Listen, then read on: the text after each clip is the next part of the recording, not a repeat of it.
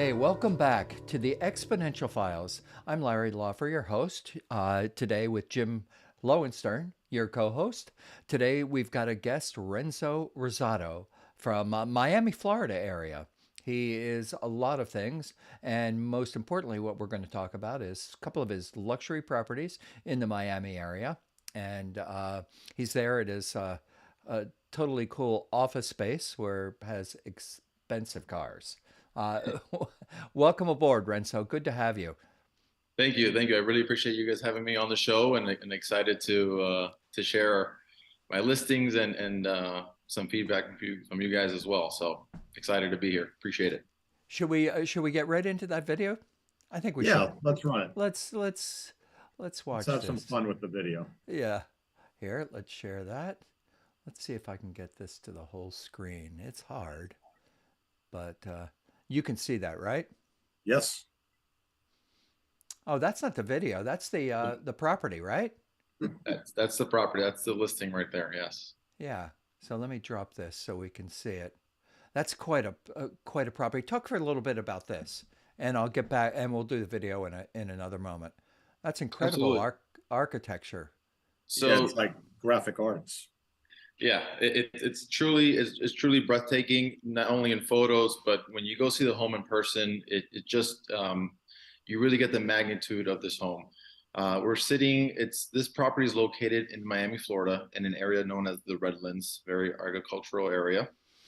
And this property was purchased by Charles and Joanna Seeger, who are the ones responsible for the design and building of the home. It sits on just shy of 14 acres. And out of those 14 acres, the moat itself, if I'm mistaken, is about 5 acres in total of that moat. So Charles Seeger is a very well-known and respected architect, especially here in down in South Florida. He's responsible for 20 plus buildings in Sunny Isles area.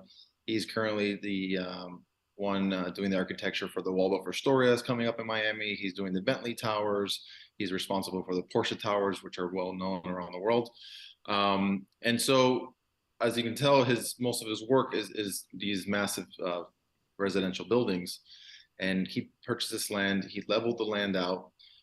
In the back, he created with the fill. And you'll notice probably in the video and some of the photos, there's kind of like what they call a ruin, is like a hilltop at the end there, which is from all the fill that he used to create that. Which is that photo right there that you're seeing from the top of that ruin. And the point of that was to create his view. He wanted to be in control of his view. So he designed his home. It took him about 6 years to build. Once he designed it and built it, he realized that the home disappeared in this massive land. And so he created those two patio areas that you see floating out in the water. And once he did that, he realized that it still wasn't enough. And so he dug out what is the moat. That's all completely fresh water. It's self-sustainable. There's plenty of life in there in terms of fish, a lot of koi's and just your, you know, uh, regular Florida fish that you find in any lake. Catfish. It's not connected directly to any canal, but it does, rise and lower depending on how much rain has been in the area and things like that. And it's just a wonderful feeling being inside the home and looking out Do the you also windows. have a video of this, Renzo? We do have a video of Yeah. this. Let me let It's me we're clip. let me get that up since we're looking at this. Yeah. Where is So, the? so Renzo, I lived in Florida for a while, and alligators seem to be just about everywhere. Yeah. So, even though this is obviously man-made and not connected to a canal, has a gator slid in there ever? No, they haven't had that issue happen. And I'm not saying that it can't happen, but they haven't had that problem here. And you see that a lot here in the news. I don't know if you've seen the news. You see a gator in somebody's pool. So, but here they haven't had that problem. Eating someone's dog. Yeah. You guys are seeing the video, right? Yes. Yeah, it's really an amazing property. So what's the price?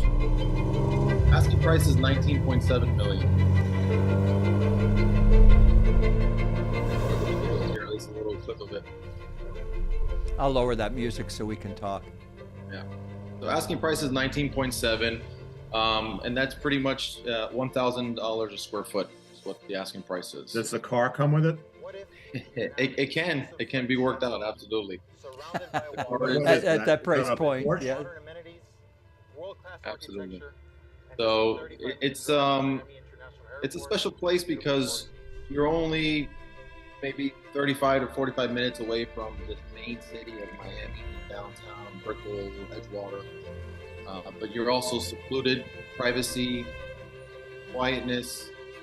It's a spectacular place. There's a certain energy about the home, and you really get the sense of it. You get the. There's definitely. How long did it take to shoot this video? It looks like there was a lot of stuff going on there. This video took, I would tell you, maybe about 3 to 4 hours. Yeah, I would bet. Yeah, 3 or 4 hours to get it and done. The drone work was done at a different time? Yes. Yeah. Most of the drone work was done at a different time. Correct. Yeah. So how would you describe the style? So this home is inspired by chateaus history.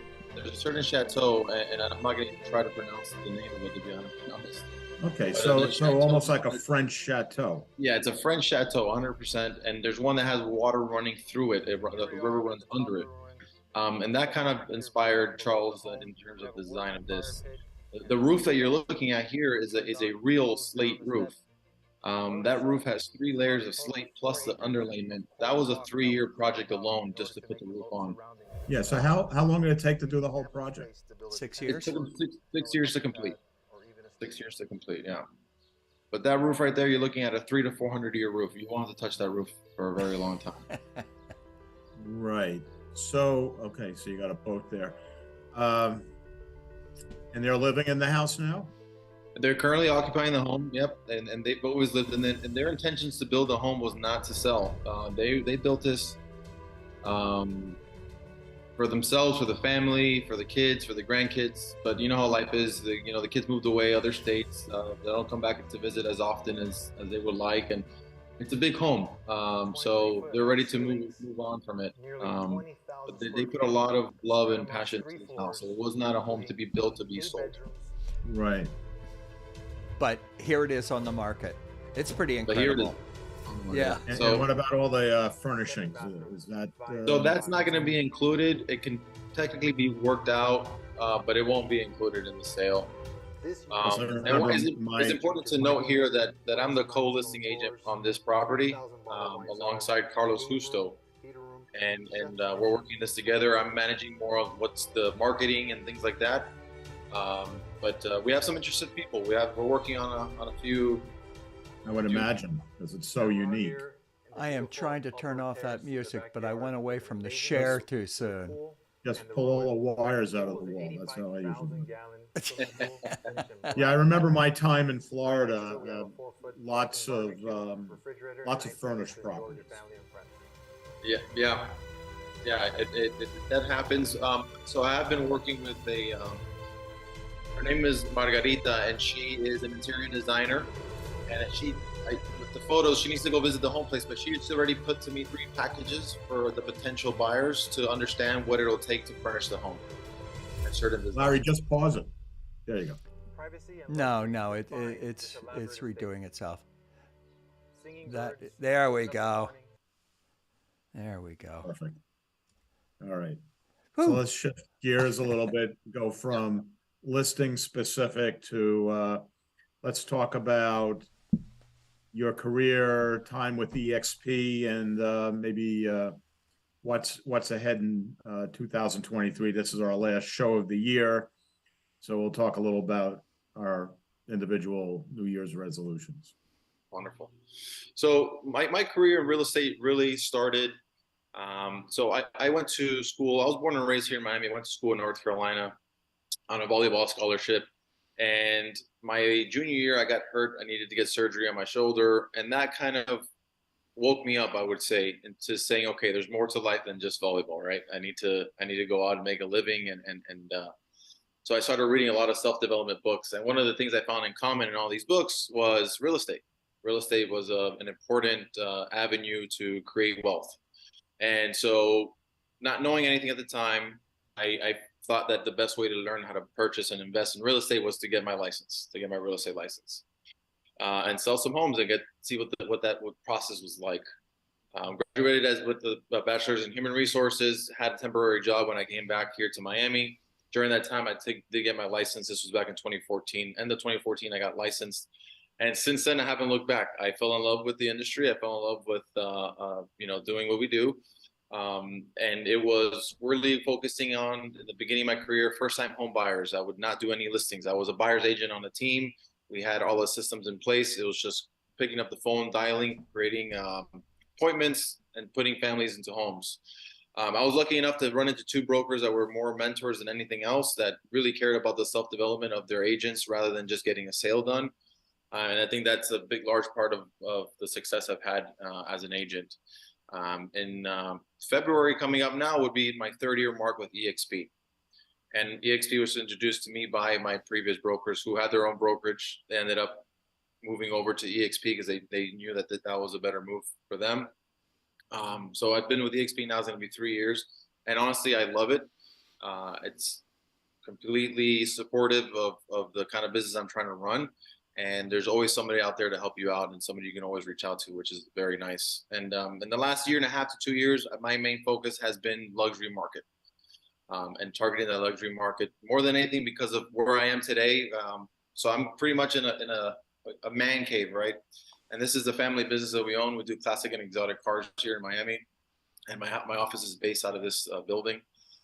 So right now I'm looking down at maybe a collective $4 to $5 million worth of cars that we have here, some personal, some. Well, what's the most expensive car that's in the garage right now? Right now in the garage, I would probably say it's actually a modern car. It's a I don't know if you're familiar with Ferraris, but it's a Ferrari 488 Pista Spider with 65 miles on it. That's listed, I think, close to 800,000. Okay, and the car you were driving was a Ferrari, right? The car I was driving was a Ferrari, correct? 212 Barchetta, which is here. That car is listed at about $500,000. Oh, okay. Yeah. No, only So 500. I'll get you that only for next Christmas, Larry. That's the bonus for the show. Yeah. But yeah, so bringing the two worlds together, right? The luxury cars, these cars, typically your buyers are people who have this kind of income that Right. Toys, they're buying it because their father had one or there was a poster they had on the wall. And it's a great way to open up the doors to the new network of people. And it's been great. My brother and I have been both feeding each other in terms of clients, and the world comes together really well. So does your brother have a real estate license, or he just no, he does 100%. He runs the business. The business is called The Barn Miami, and between him and my father, they're the ones that are heading the company and running it full time. So the funny thing is, we do this magazine, as you're well aware, Castle's magazine, and I actually tasked one of my interns.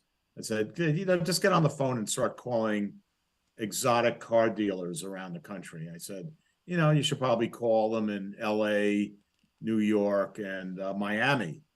So he didn't accomplish much. He didn't know what he was doing. And cold calling is not getting the right person on the phone, but I should probably speak to your brother, and he should take out a page or two in the magazine. He'd be the exclusive exotic car dealer in the magazine. Absolutely. And we should definitely have that conversation at some point, and connecting with my brother. I'm sure he'll be very interested in partaking. And it's probably a good place for a database crossover. You're probably marketing. I mean, does he allow you to market on his list and vice versa?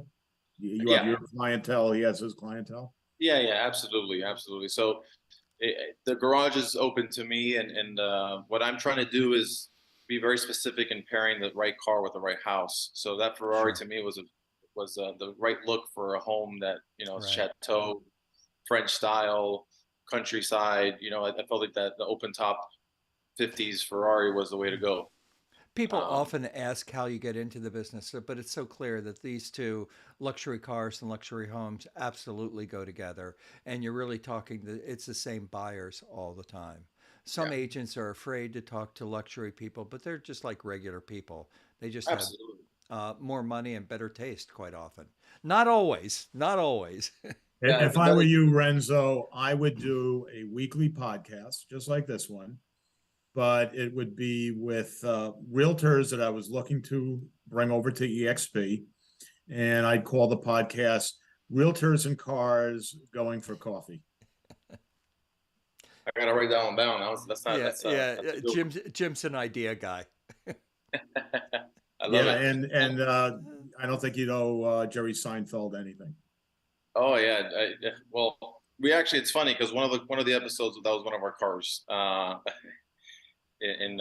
forgot which car it was now. I think it was season 2 of comedians getting cars and coffee, and they called us for Jerry Seinfeld to borrow one of the Oh, cars. sure they would. If they had somebody Just down. borrow it. They weren't going to pay you for it. But no, I think they paid for all the expenses, and then they gave credit at the end of the show. Right. Yeah, yeah, Right. of course. I mean, it's a professional organization, you know. So I want to go back to those books. You read some books that inspired you. Perfect, Yeah. perfect time. So a book that I wrote this year, I just want to mention, if you go to yourmilliondollaryear.com or $1 million Amazon, your $1 million month in real estate. So what books inspired you, Renzo? So those books would have been, there's one called Relentless, Tim Grover. Not sure if you've read or heard of Tim Grover. Excellent trainer of Michael Jordan, Dwayne Wade, and his mindset is it's a great one.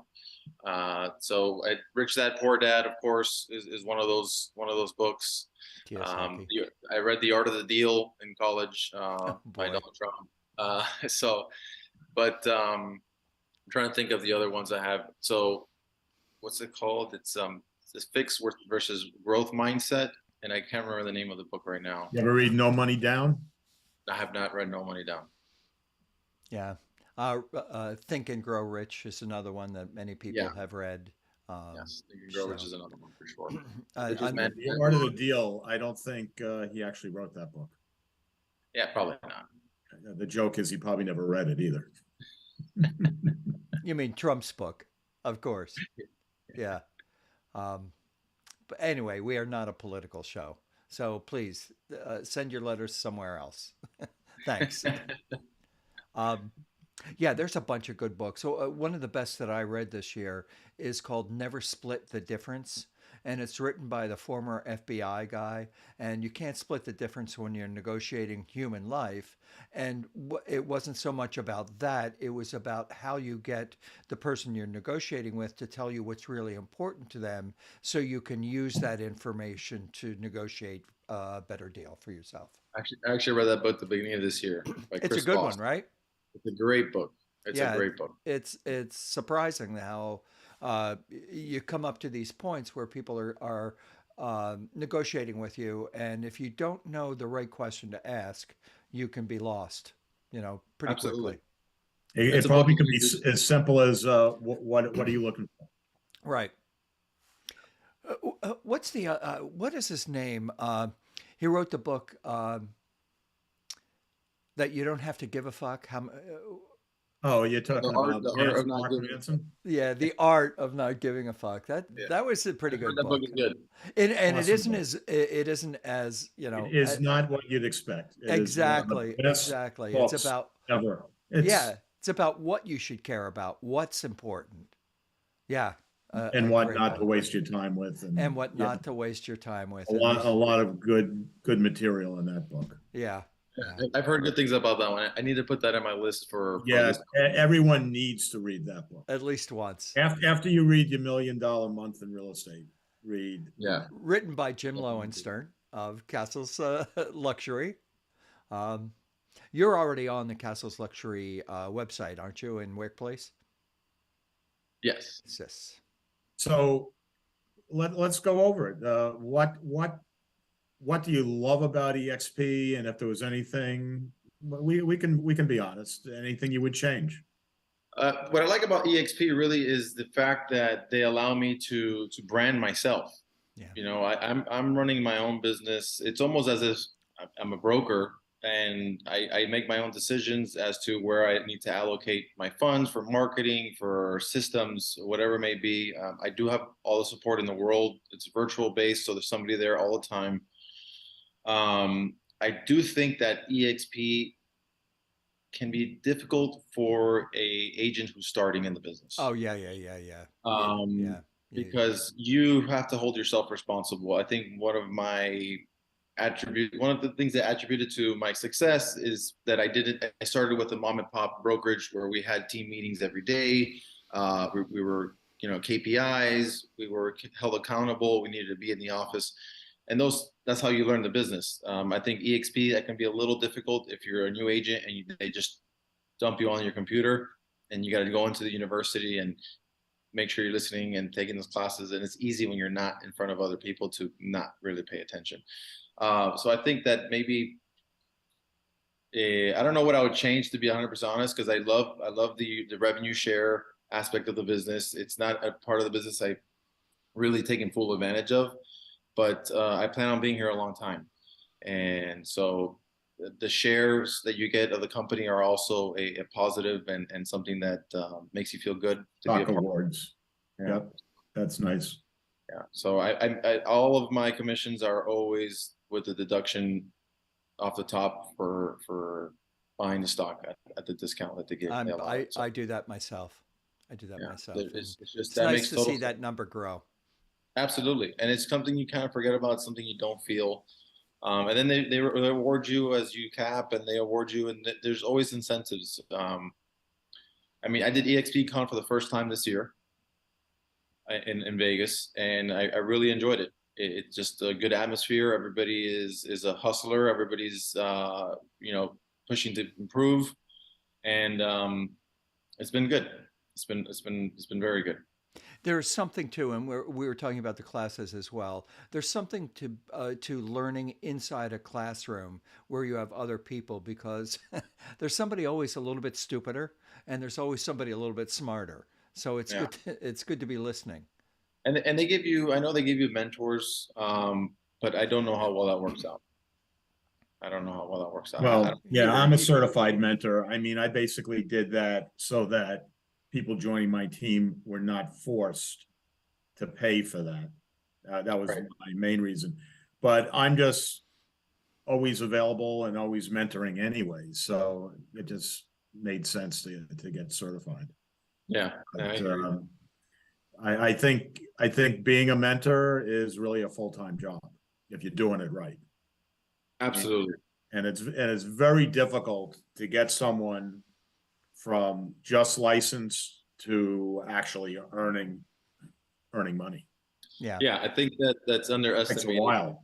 Yeah, yeah. It's Well, it takes time to get to.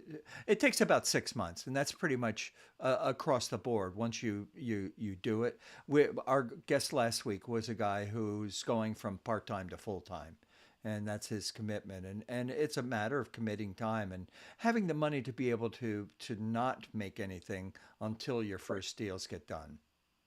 that's probably the most difficult part. But once you get that train rolling, and it's hard to stop it.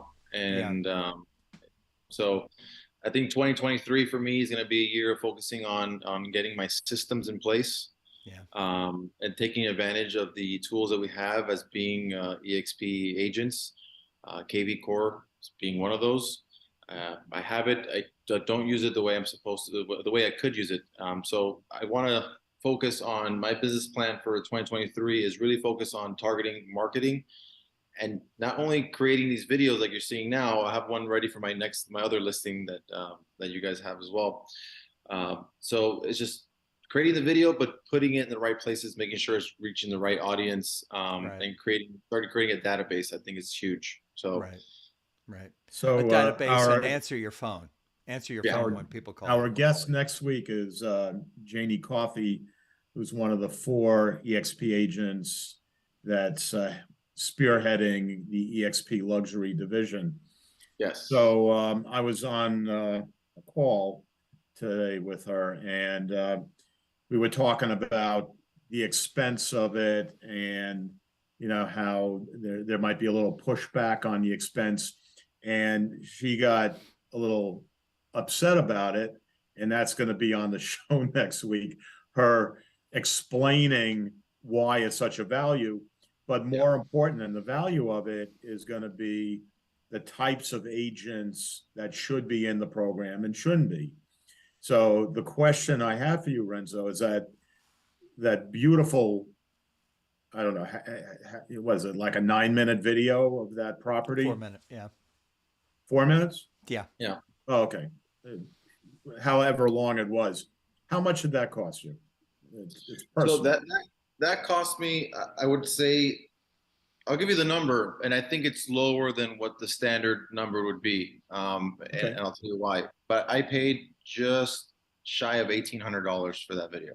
Yeah. That's a great value. Yeah. Very, it is. very, Yeah. very good I would have value. thought at least 3,000 or 4,000. Yeah. So my videographer, we do give him a lot of work in the car business and as well on my real estate side. So he takes care of us when it comes to that, and he's very talented. And then on top of that, I'm not renting that car, you know. So if you Right. wanted to recreate that video for most people, you would need to rent a car. That already alone would cost you $1,000 or more. Right. So that's a benefit that I have, obviously. And then on top of that, you can't rent that car even if you had the money, because nobody really does that, you know. Right. So did you give him a credit at the end? I can't recall. No, we didn't show the credits. No, I did not give a credit at the end. The video was focusing on just the house. Okay. And the car was just a lifestyle of what the house can provide. I did. So my videographer made me that video. On top of that, he made me about 5 separate reels, which can be used as reels or it can be used as TikToks. Yeah. Where in one of those, I specifically named the car and I share that I'm pairing that car with that home. And I give the price of the home, and I give, you know, I tell people if you want more information on the car, you can reach out to the Barn Miami. It's a nice tie-in. It's a nice tie-in. So that was my other thought. So when you're reaching out to the car clients, is it an email blast? Is it a postcard, or are you just calling them up and introducing yourself? How do you? Well, that's make really your connections. That's really on my brother's side. I don't get involved in but what you're saying is like my brother's clients. How do I reach out to them in terms of getting into the? Are you sharing client lists? Yeah, so that usually happens face to face and in person. So this area that we have here, I'm set up on the bar that we built out here, and this area, people come to visit all the time, and they come for the car stuff, but conversation strikes, and you start to talk, and then you learn, and you let them know what you do, and sometimes they're like, hey, you know what? I need to find something, or I'm thinking about selling my place. You think you can help me out? And it's as simple as that. It's really as simple as that.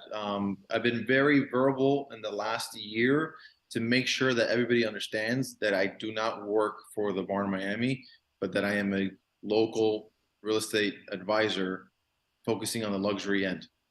And my brother's doing the same thing for me as well. So then, you know, some people come from my brother for one thing, and then they end up asking me a question for real estate, and then that relationship kind of takes off on its own.